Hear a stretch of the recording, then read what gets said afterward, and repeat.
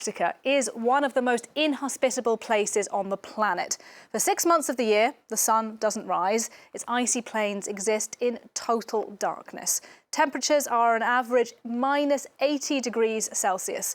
So naturally, no humans live there permanently, but a few adventurous souls do journey there for months at a time. Now, one of them is Cyprien Verseux, a scientist and an astrobiologist who's joining me on set. Good morning to you. Good morning. Thanks very much for coming in. I have to ask you, first of all, why did you choose to go to one, if not the most extreme place on our planet? Well, for science mostly. I mean, I also like the more adventurous side and living in some unusual conditions. But the main reason why we go there is for scientific research. So what is that research that you're doing? Because I know the centre that you were at, Concordia, is called White Mars. Is what you're doing here on Earth to try and understand a bit more about what life might be like in the future on Mars? So that's my normal job, but in Concordia I was doing some glaciology research to help understand the climate.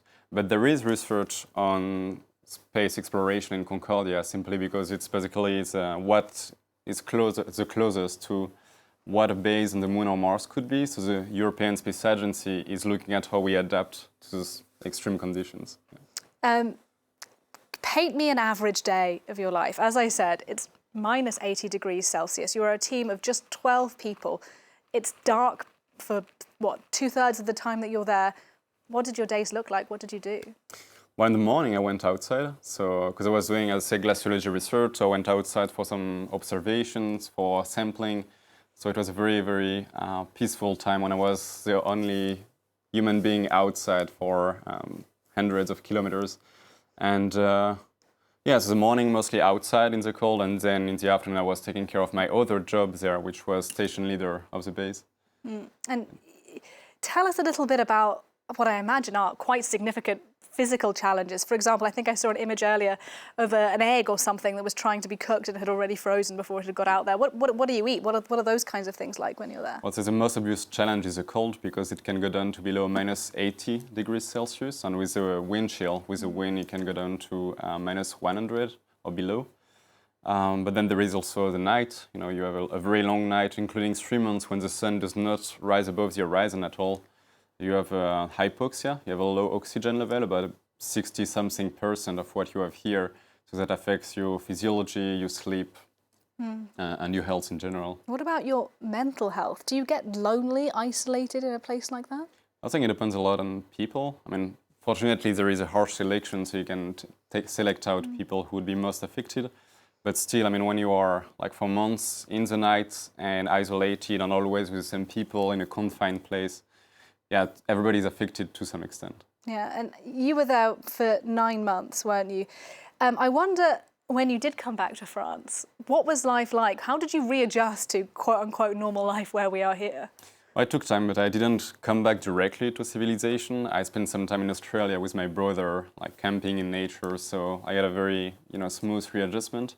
But even then, in the beginning, it was weird not to see the horizon or to be surrounded by people, by crowds, all this noise and cars and everything. Yeah, it must give you a sort of a very particular perspective on the modern life that we lead here, cars, as you mentioned. But I wonder, once you're back, are there parts that you feel disconnected from modern life? Does the amount of technology, the connectedness of our world, does it bother you when you come from a place so isolated like that? Yeah, I mean, we've been for a year almost like cut from outside communication, so we could sometimes call, we had a few emails, but we don't have any notification. We're not always receiving news from everywhere, so it's a bit weird to be exposed to that when everybody here has smartphones and is always interrupted in their thoughts, and yeah, it takes time to readjust. Yeah, what was the first thing you ate once you were back? Because I imagine your diet is quite restricted when you're there.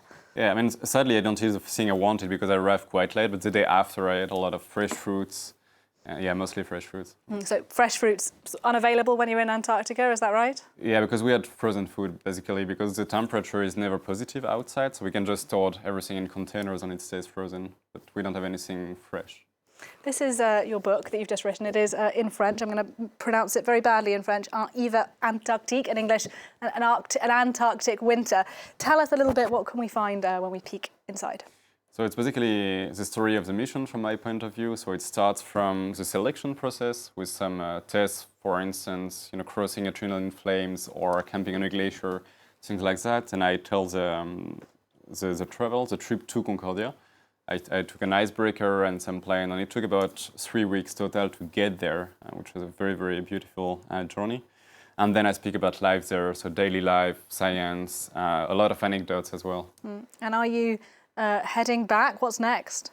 Well, now I'm starting my own lab in Germany, so it's basically biology applied to space exploration, so how you can produce what you need for astronauts, like in terms of consumables, on Mars, using what you find there, so that you don't have to bring everything with you from Earth. Yeah, and then maybe next stop could be Mars? Hopefully, yeah. All right, fingers crossed. Thank you very much indeed. Cyprien Verseux there, sharing us some of his experiences about spending 9 months in the Antarctic. Thank you very much indeed. You are watching the World News today on France 24. A reminder of our top stories. A resounding win for the pro-democracy movement in Hong Kong. The opposition scoops nearly 90% of seats in district elections. Hong Kong's leader Carrie Lam vowing to listen humbly to voters and to respect the results. The French government prepares to announce measures to protect women from domestic abuse. Over 130 have lost their lives this year alone, and activists say authorities have been failing the most vulnerable women.